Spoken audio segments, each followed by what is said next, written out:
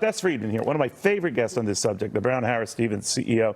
Bess, we were mentioning during the break this environment where it's still tight supply, and that is keeping prices pretty stubbornly high, but there's some wiggling going on. What do you see? There's a little bit of that. I mean, I think sellers understand that things have shifted, so they're being more flexible, but it usually takes about 18 months to 2 years for sellers to capitulate on pricing, and so I think next year... Are they capitulating anywhere?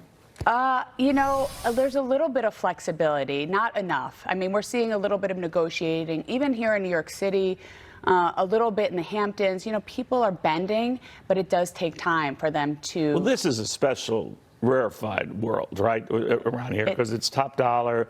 People pay a lot more times with cash. That's right. We were but just what are they telling you? Yeah, I mean, like New York is different. It's an island. People are willing to spend. There's a lot of money. We're just talking about the fact that the second quarter of 23 in Manhattan, 65% of deals were cash. Wow. Which is an outlier. It's unusual. So how unusual is that? You know, we see cash, you know, a lot of cash, but that level of cash is unusual. And I think the mortgage rates, which you're just talking about, that and the 10-year Treasury being at a 16-year high, which really impacts the 30-year, you know, the pricing for the 30-year mortgage, which is now at 7.5%. But people are trying to buy in a market like that where there's resistance to sell in a market like this. And buy, both. Right. There's resistance to both. What do you do? I mean, if I had to describe this market as a relationship, I would call it complicated. It doesn't make sense. The economy seems to be doing well. There's no recession. Yeah. You know, inflation is coming down, even though it kind of jumps around a little bit.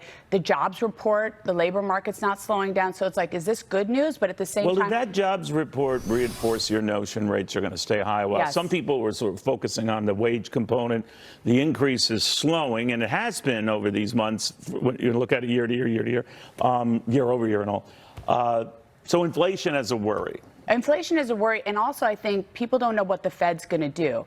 They skipped September. Are they going to do another hike before the end of the year? And initially they said next year there would be 4 cuts. Now they're saying there's going to be 2 cuts. I don't think there are going to be any cuts. I mean, so uncertainty creates consumers to pause, and I think we're seeing a bit of that. And in the housing market, you know, it's been a slowdown, and people are concerned. We need inventory, we need prices to come down, and rates are high. So that's what I call a big bowl of bad for everybody. How soon before 8%? That seems to be a seminal figure for folks. I mean, that I can remember a lot higher, like I said, but what do you think? I think it could happen. It's very possible. If I was betting, I would probably say probably will, based on all the things that we see. But none of us can forecast, right? A lot of economists are saying we're going to hit a recession. We haven't done that yet. First quarter, 24, do we? Soft recession, who knows? I don't know what's going to happen. Nobody has a crystal ball, but it's not the end of the world, considering the economy's been pretty resilient. Absolutely. And we're doing deals, so we're pretty happy. Good, balanced view. Great catching up with you, Bess. Thank you again. Great to see you. Bess Freedman. In the meantime, here we're